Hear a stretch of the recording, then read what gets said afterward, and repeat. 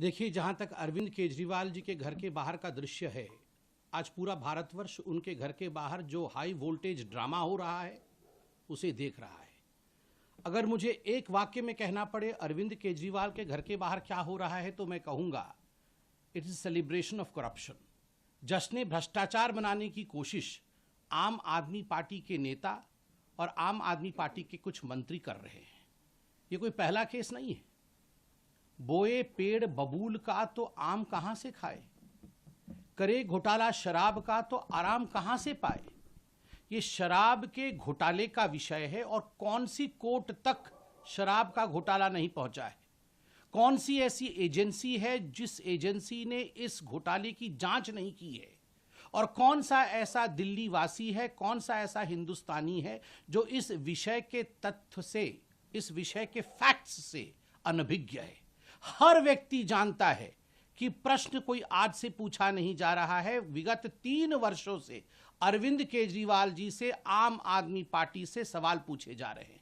सवाल नंबर 1, अगर आपकी एक्साइज पॉलिसी इतनी अच्छी थी जैसा कि आप बता रहे थे तो आपने एक्साइज पॉलिसी को क्यों रद्द किया, क्यों उसे रद्द किया गया, इसका जवाब आज तक नहीं मिला।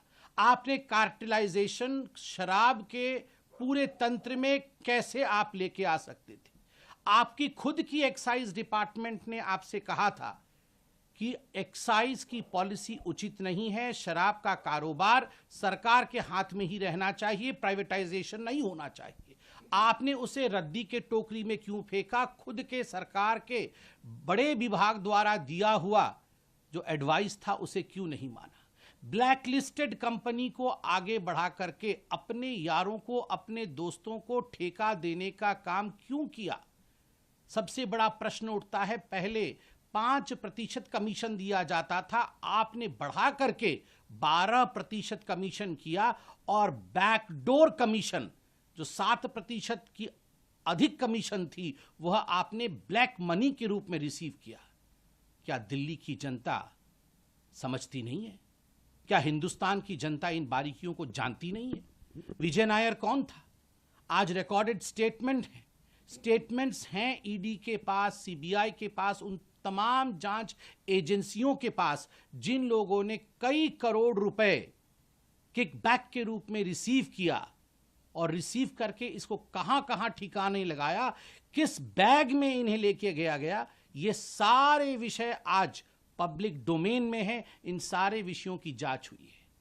14 महीने से मनीष सिसोदिया इसी विषय में जेल की सलाखों के पीछे हैं।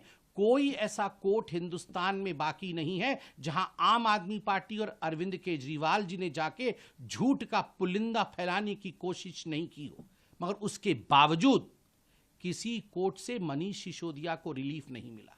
संजय सिंह बड़े बड़े भाषण दे रहे थे, जेल के अंदर हैं, आज भी उन्हें रिलीफ नहीं मिला है।